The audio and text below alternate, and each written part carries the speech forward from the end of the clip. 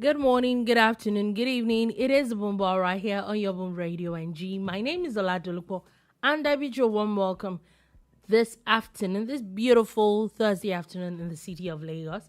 It promises to be a very interesting one. So we're going to be talking about quite a number of things. If you're just joining us for the very first time, this is where we give you all the things: sports, entertainment, politics, basic news, and everything else in between. Everything else in between is everything else in between. So just can carry us anyhow, anywhere. But anyway, we're going to be talking about quite a number of things today.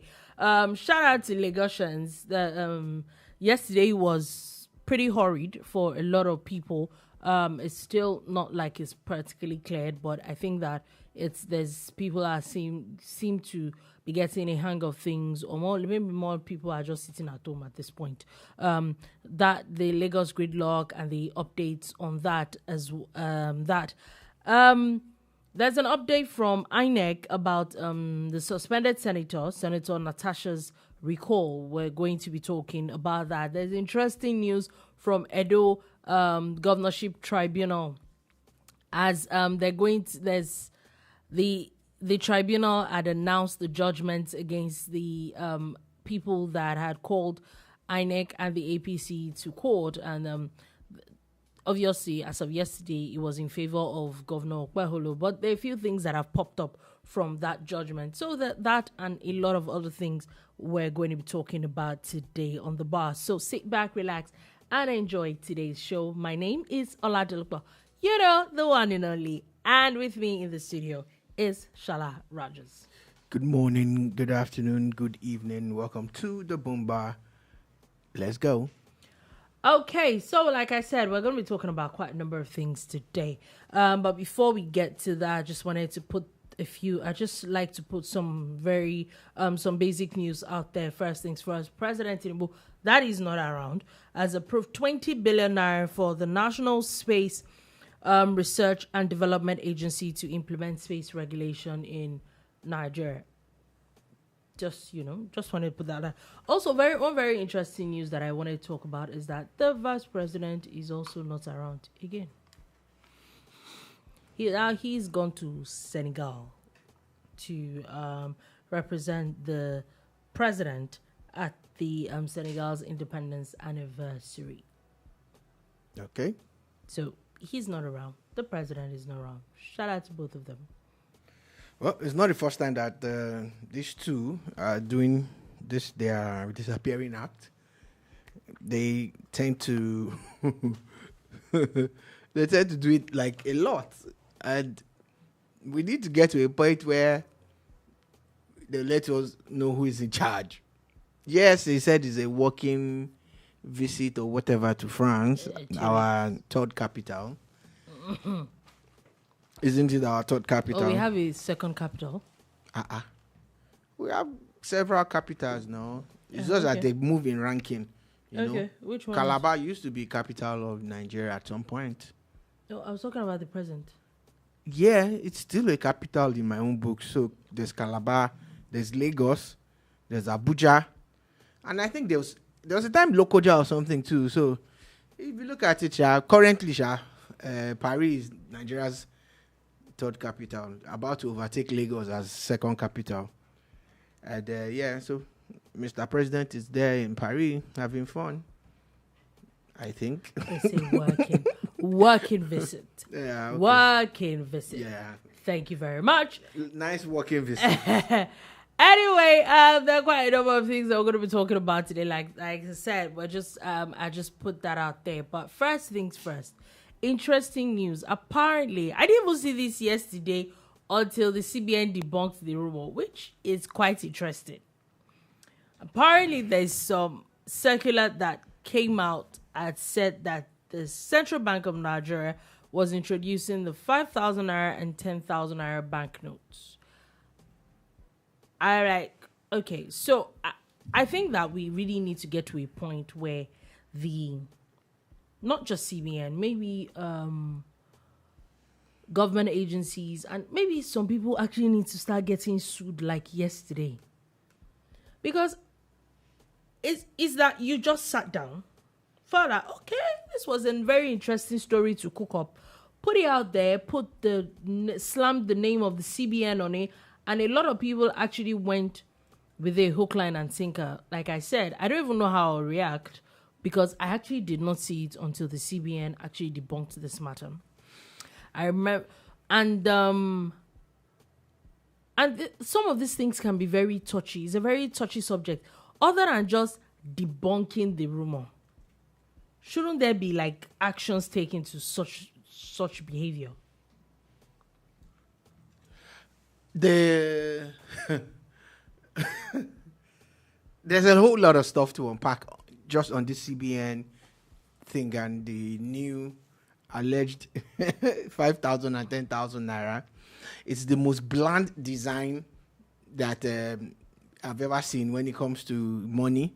There are no security features in place. Do you understand? Mm-hmm. It's just made basically AI generated. And it's sad that people are so desperate, one, for content, two, for bad news or perceived, or just to be disturbing other people because they have data. And the fact that this network increased data recently has not reduced the number of trash that people are sending and forwarding. So the thing is, I saw it on Twitter and I laughed when I saw it. I just laughed. A few hours after, I now saw a purported press release. And when you read the thing, it is extremely laughable. Now, we're in a space where it was guarded, it was regulated. I'm talking about media. But now, with social media, everybody is a journalist. Everybody is a broadcaster. Sadly and gladly. Gladly that some people without training are actually amazing at it. And some with training are terrible. So, regardless of what you say, it's an all-comers affair now. Because a few people you just need to apply small sense to know that, am I supposed to send something that the source is not verifiable? But people don't care. There's a young man that made a video on TikTok and said that Nyesom Wike is dead. Yeah. He went as far as saying that the body was being repatriated and everything. No, a few hours after, Wike appeared, on inspection tour of projects. Mm-hmm. He didn't take down that video. People started resharing the video. People started quoting that guy as their source. Then, Wike appeared in Asue Rock. He still didn't delete this video. People still didn't stop. Oh, people didn't stop. Even so-called very prominent social media people were carrying this story. So, you start to wonder, are you just deliberately thick? Like, is it that you really don't have sense? Or you just wish that this news was so true that you find it really hard to just not believe that it's false. Yeah. And yesterday, I'm on Facebook and a lady made a video and she was quoting that video. And I went through the lady's profile. She has 40-something thousand subscribers on our YouTube, on Facebook. And the first 5 comments were all saying, thank God, we should have a party. This news is good. This is 4-5 days after Wike has been up and he's had 2 press briefings since that time and several media appearances. We all know that Wike is not dead, but people are still carrying it. So why would they carry the story of 5,000 or 10,000 that never ever happened? Taking a look at the so-called design alone, it's the blandest. Yeah, there's no signature, there's no security features on it. And like I said, even though it is bland and you'd expect people to have sense, but the sad part is what I say, or the good part is that I've come to a point that it's obvious that a lot of people would not have sense. I've made peace with that. A lot of people might not like the way it sounds, but I made peace with the fact that a lot of people now, they're not very okay upstairs. But I think that people need to learn the hard way, because we cannot continue to clog our social media or our internet space with rubbish. It has to stop. Something has to give. So if you feel that you can write anything, which is okay. When they say there's freedom of speech, yes, there's freedom of speech. It's the freedom after the speech that might be the problem. we need to learn how to be able to say if you want to write purported things, it's okay. You just might get jailed after, which is okay as well, because you decided to do what you will do. That's it. So there's a question that a lot of people have been asking on social media. When was the last time anybody wrote anything about Fashola? Yeah. Since he sued the guy that was coming up with fake stories, when was the last time you heard anything about him? Absolutely none. So again, it also is a failure on the part of the Nigerian military when they come out with fake stories. There's a video that was trending, something that happened, I think, in Burkina Faso, another country in the Sahel. They say they are not in West Africa anymore. And these people were carrying it as something that happened in Nigeria. And the Nigerian military came to debunk it, and you left it at that. But you have a legal department. Like, what are you people doing? People would carry fake stories and tell you something that happened in another country that would tell you happened in Nigeria, and you leave it. Then what do you expect? Why would fake news not thrive? That's it for me. Like, you can't just let these things just slide all the time. It just doesn't work for me. But, while here, we'll be reporting all that gist. Anyway, authentically. Original and professional. We definitely will be reporting that. Also, the Nigeria Civil Aviation Authority has now said that they're going to be clamping on international airlines that are planning to deport Nigerians.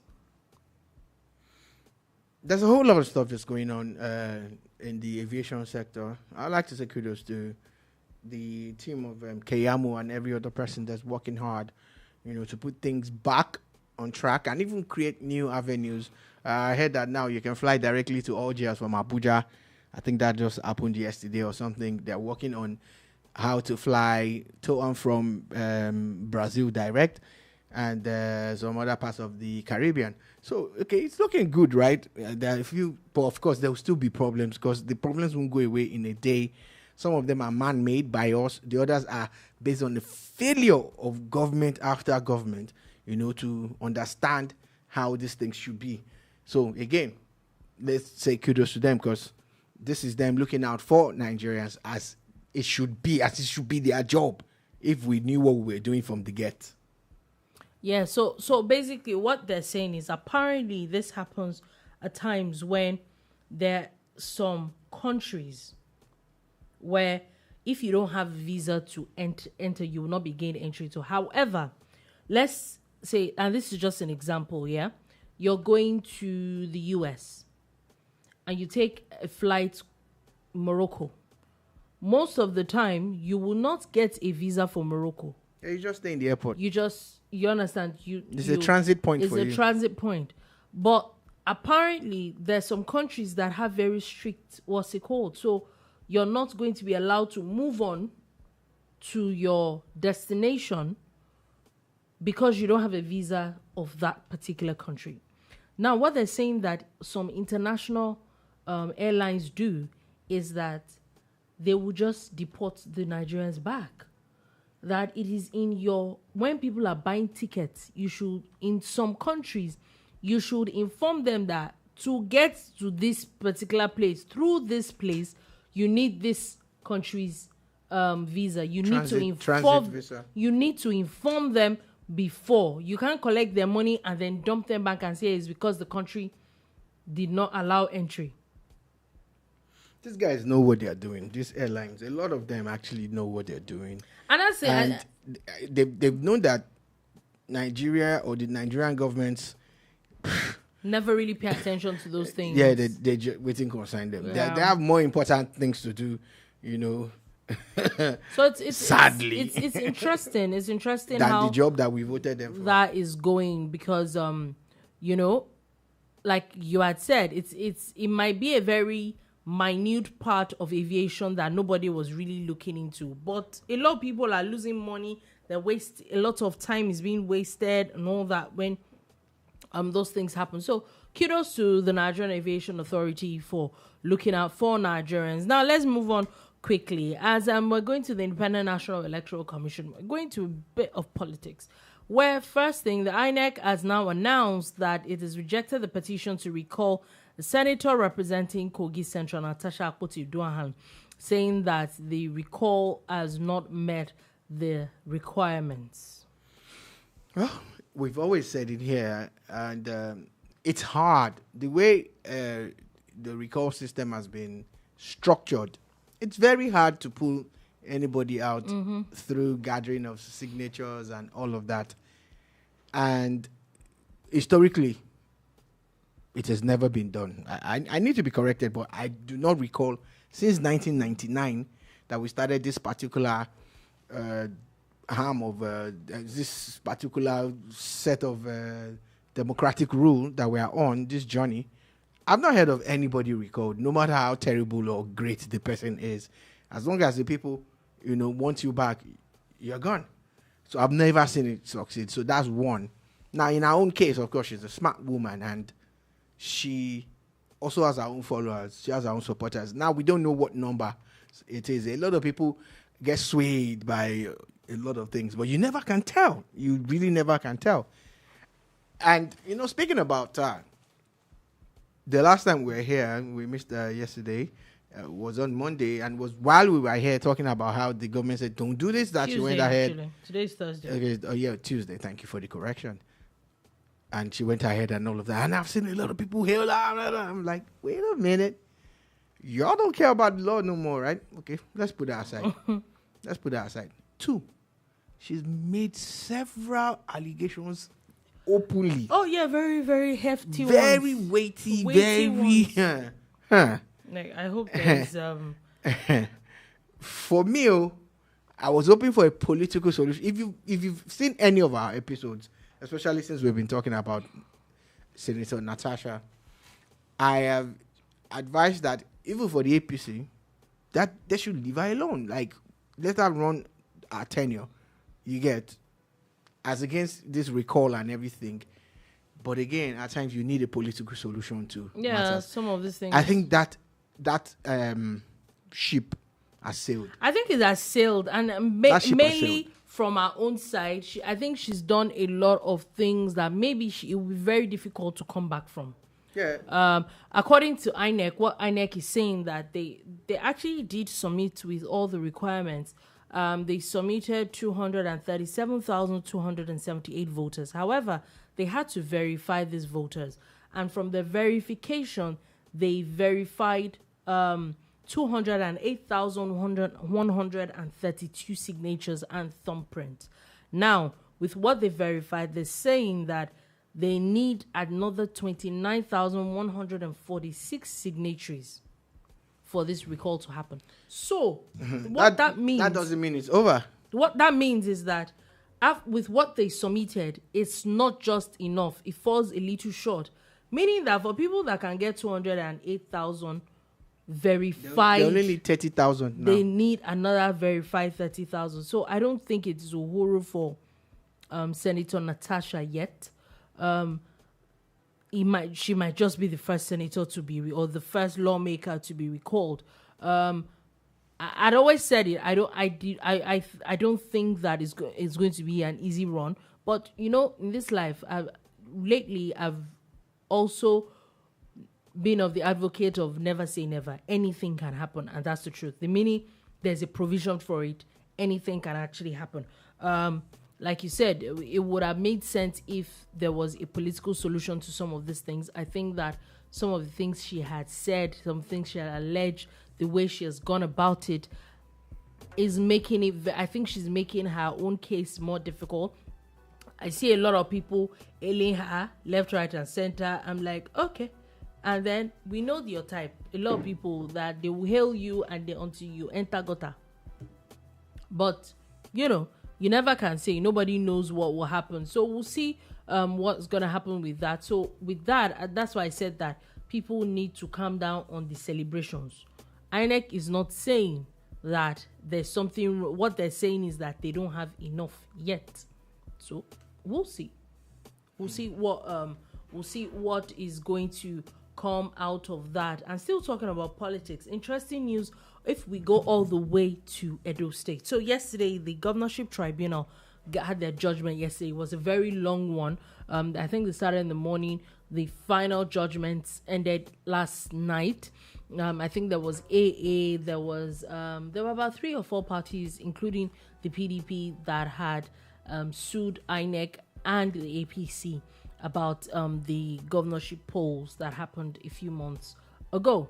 Now, we all know that the governor won the tribunal, the case, and the case was thrown out.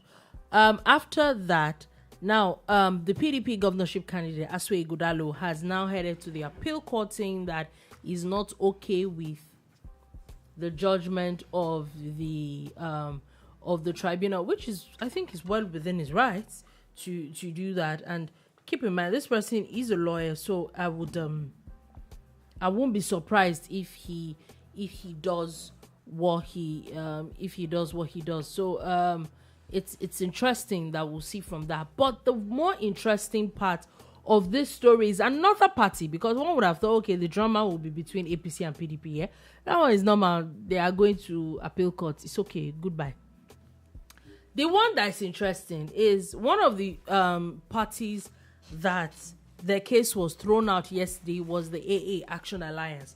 However, the National Working Committee of the Action Alliance today has now hailed Governor Monday Okpeholo for defeating its candidate at the tribunal. The Action Alliance, isn't that your arrest party? Isn't that supposed to be your arrest party? Is it? I know his party starts with A something, so... No, because this one, the national chairman is Chief Kenneth Udeze. Yeah, so that's where I was going. If it is Shore's party, there's some issues that they have in Edo. In fact, which party doesn't have issues or factions in Edo State when it comes to politics in Nigeria? There was, at some point, PDP had problems. That's why the deputy governor attended one primaries and Ighodalo attended another one. In the APC, they also had their own two primaries before they finally gave themselves brain. Came together on this one. So, of course, Labour also had the same issues until... Oh, yeah. So, when I say that, and if it happens to be Shore's party, I'm not surprised, because Edo politics is very tough. It's very, very tough. Regardless of that, it shows you how much of a joke politics is to some people. Because if you're serious about politics and your candidate lost at the courts, why would you congratulate? So you're congratulating the winner, saying that this person has already been sacked at the party level, and that their own party, Action Alliance, did not institute any case in court. So he did it as an individual. And you are not supposed to do that, actually, because, the party is really chief when it comes to these things. But hey, here we are. For me, though, I think that it's something worth looking into. So according to them, let me continue. Yeah. They said that the dismissed petition was a gold-digging attempt by some faceless individuals, one led by Adekule Omoaje, who's supposed to be the governorship candidate, who was not the candidate of the party, to bring the name of the party to disrepute. That's what I'm saying. So you find out that, of course, that someone claims to be the candidate, but you say he's not, which goes to show that there were also factions, and that's how powerful it was. Oh Lord, it's just interesting, like the kind of things that we see in Nigeria. Yeah, it's just wonderful. Anyway, let's go on and let's come down to Lagos State. Since we're talking about the courts, interesting news as a court has now thrown out a suit against the Labour Calabar Coastal Road project, the Okwaja Lagos. The Okwaja people had taken the case to court. However, the court is saying that they do not have jurisdiction, so that they should go to, I think, High Court or something to look at the matter. So they're back to square one. However, the road keeps getting built. I'm glad that there's a judgment to that effect. I'm a big fan of the Lagos Calabar Coastal Highway. I see it as something that is going to change, the whole face of Nigeria's coastline from Lagos to Calabar and beyond. I see it as the kind of road that when you're done, maybe Cameroon picks it up from that end too and extends it along their own coast too, and Benin Republic on the other side, although there's already a road there anyway, but maybe they'll match the quality, because I know that this road is somehow going to lead to Badagry at some point, because they're already doing the Sokoto Badagry road too.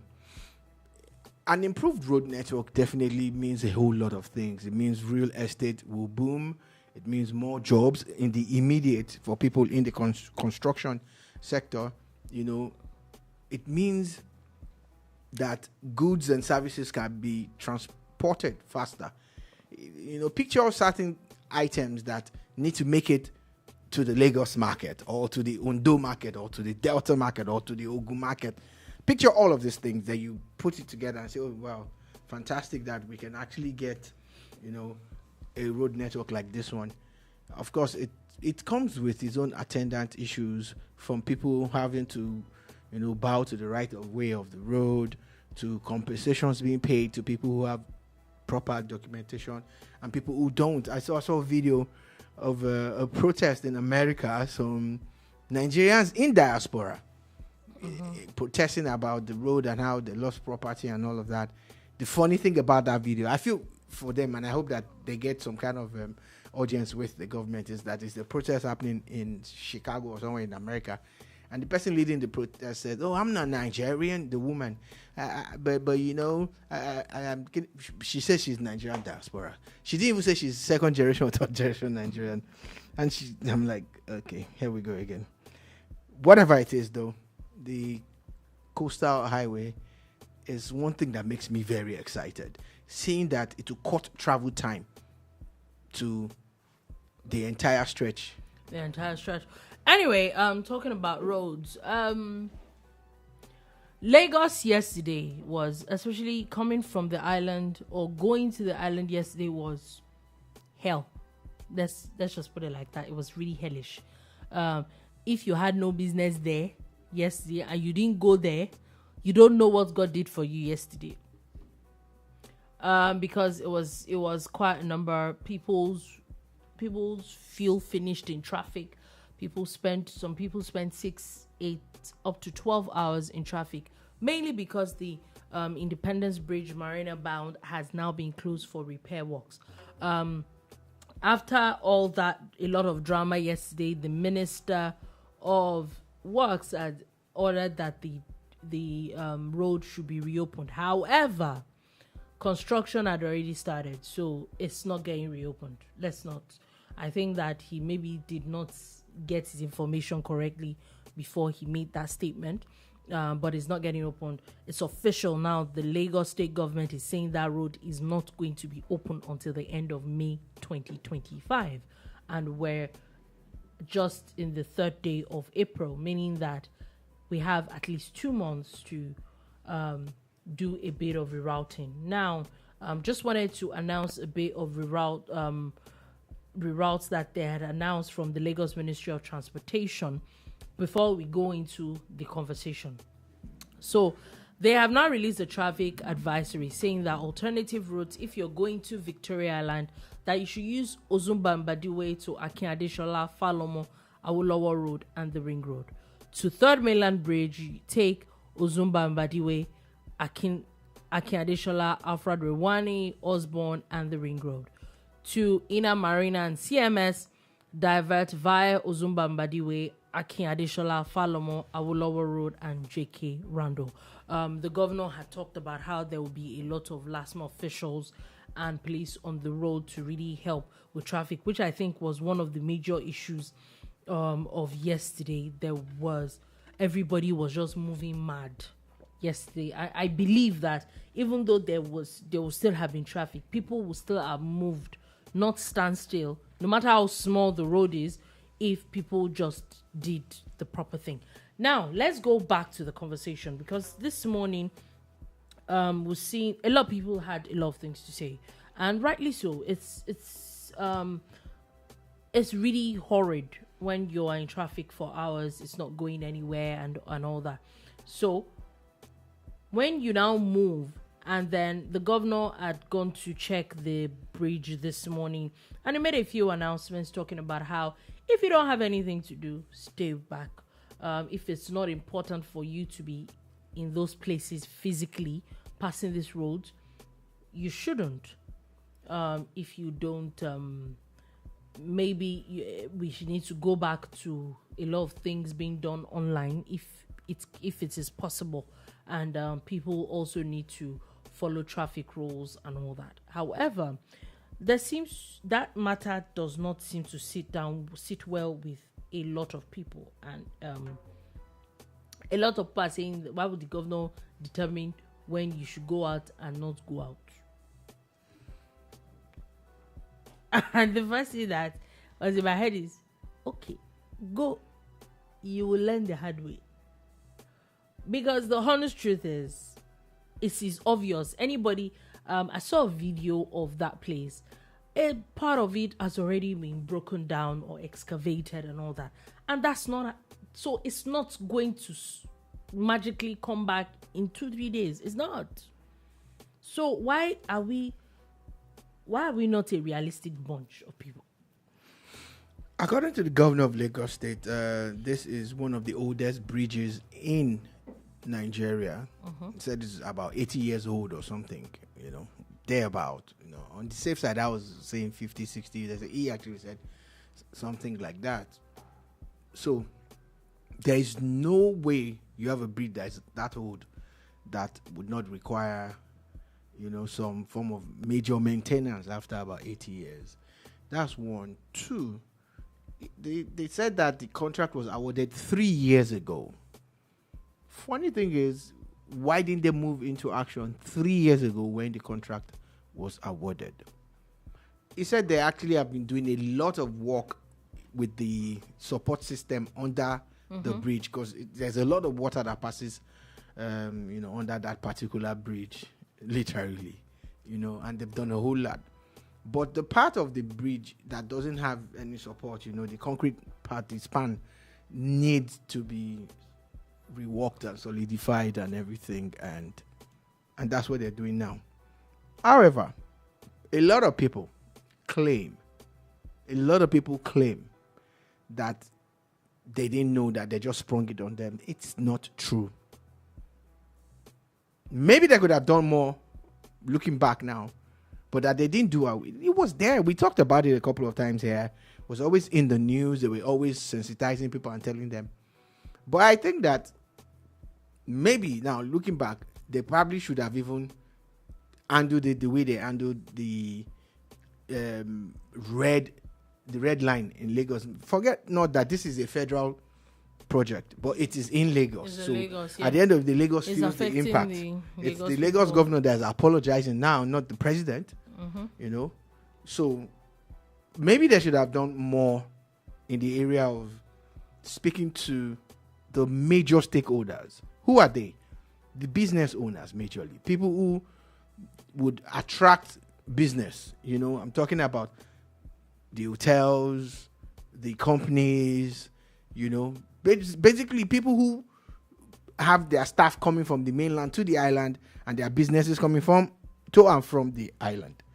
Maybe they should have done more to say, you know what, guys, it's going down in the month of April.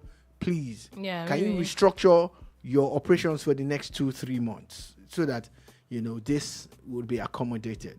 That's one. I think maybe they could have done that. Two, maybe they should have created alternatives. They can't build a new bridge, but there are ways to transport vehicles from one end of the river or the island to the other. We should look at those kind of creative ways of. I'm sure some people will even pay for it to say, you know what, how much will it cost to move my car from this end to that end? 3, should have actually encouraged a lot of people to pool, to carpool. 4, which is probably what we'll see these days. A lot of people will start doing that now.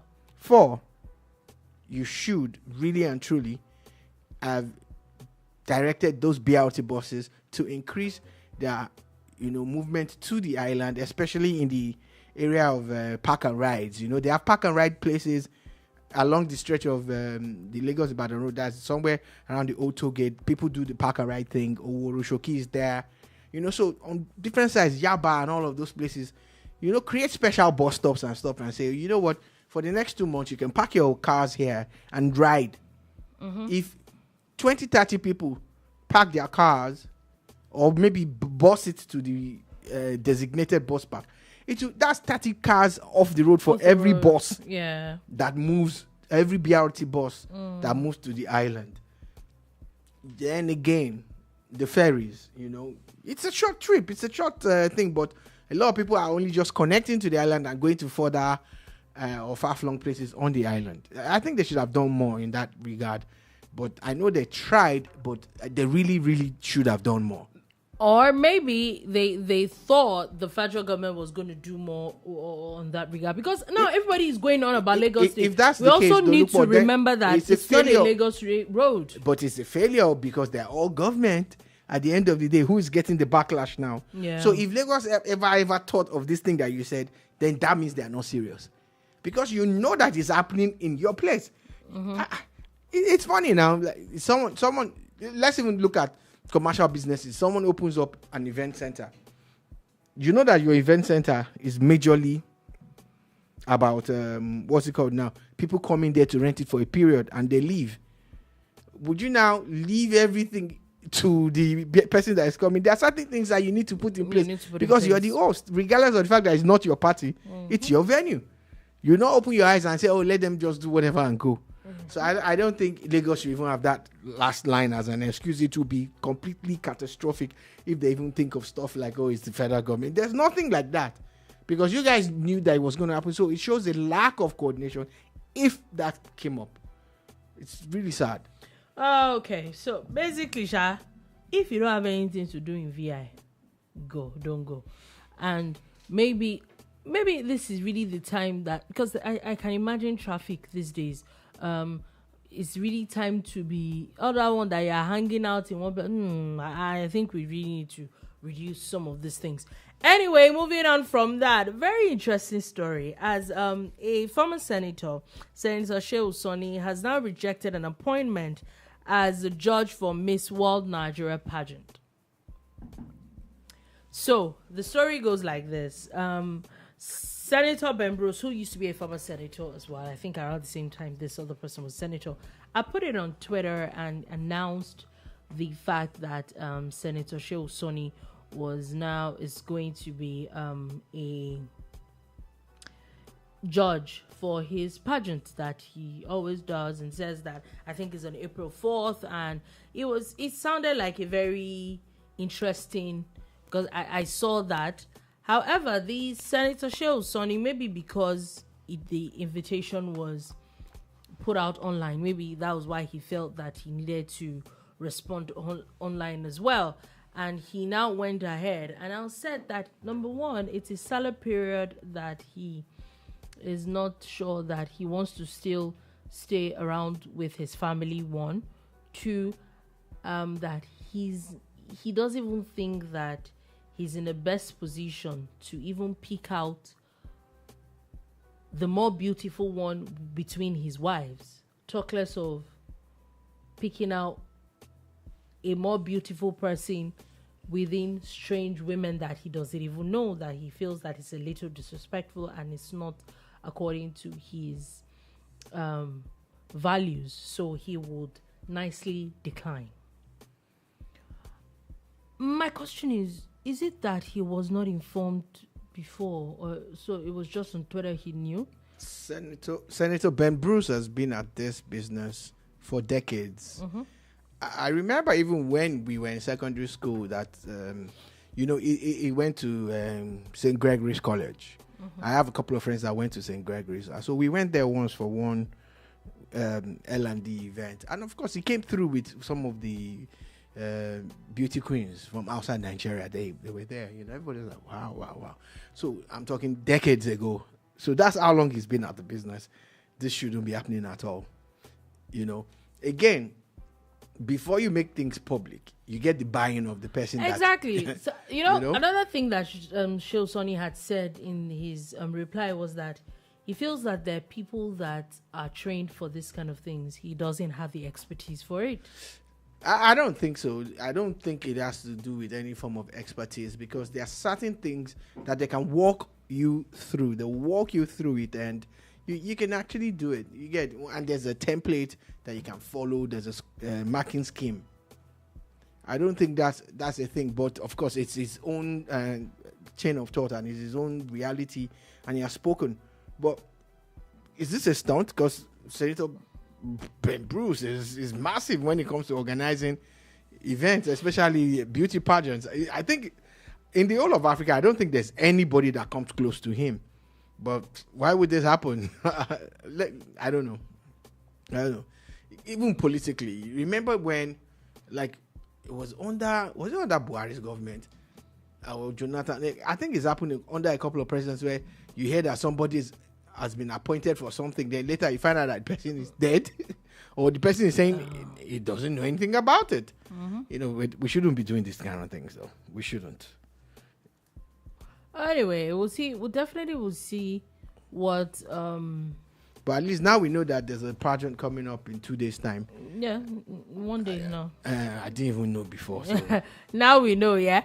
Now let's move on from that. Let's go all the way to the United States, where it's interesting, where the president has now announced, the U.S. president announced like global tariffs. Everybody gets a tariff. We said it here a few days ago. Before he did it, he said, you get a tariff. He's done it in Oprah Winfrey style. Just picture Donald Trump at the United Nations, because the White House might not contain all the countries. They might not. But in a big hall like the UN, all where he's addressing everyone, say, you get a tariff. You get a tariff. You get it. Remember when Oprah was giving out cars now? Yeah. You get a car. I'm still looking forward to that kind of outing, though. I just see that someone saying that. You get a mansion. You get a mansion. You get it. Anyway. So it's interesting. It's tariff for everyone. Yeah, everybody gets a tariff. However, there are quite a number of things that to look into. Yes, take for example, China had said that there's going to be a retaliatory one. That Canada and the US have been going on about it. But I wanted to actually talk about Nigeria. So according to the data, Nigeria currently imposes a 27% tariff on United States goods. And US only imposed a 14% tariff.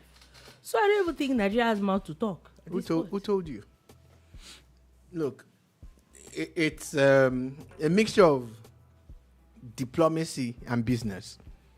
And at times, it's always skewed. They get to sell more things to us than we get to sell to them.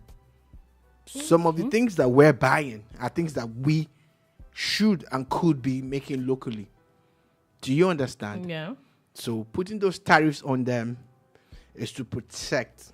So America putting out tariffs is also understandable. But someone needs to tell the US, you are not big brother. Nah, you're not. It's fine that you want to put America first and make America great again. But now, are you going to piss off the whole world trying to do it? Apparently. One of the funny things about Donald Trump's tariff is there's an island off the coast of Australia that has no human beings living there. Just penguins and some other aquatic animals. And they also got tariffs. Shout out to Donald Trump and his tariffs. He had so much it's just like you're at a party and the host of the party has so many things to give away, souvenirs and all of that. And he just starts to give everything. And you people, you can't take everything all because that's what Trump has. He has so much tariff to give that is actually giving or issuing tariffs to an island where nobody. Sorry, penguins need to pay tariffs now. What exactly are they buying or selling to you? Dear Dear Mr. Trump, we know you love your country, but try and be a little bit more realistic. And now you might just be trying to fight everybody with your tariffs. How is it going to work for the U.S. economy at the end of the day? Because I don't think America can produce everything she needs. She needs, yeah. No country is an island. Even if you are from Ireland. Bad guy. Let's go. Anyway, interesting. We'll see what a lot more countries will be saying with this. First things first. So we're going to be talking about a bit of sports before we go.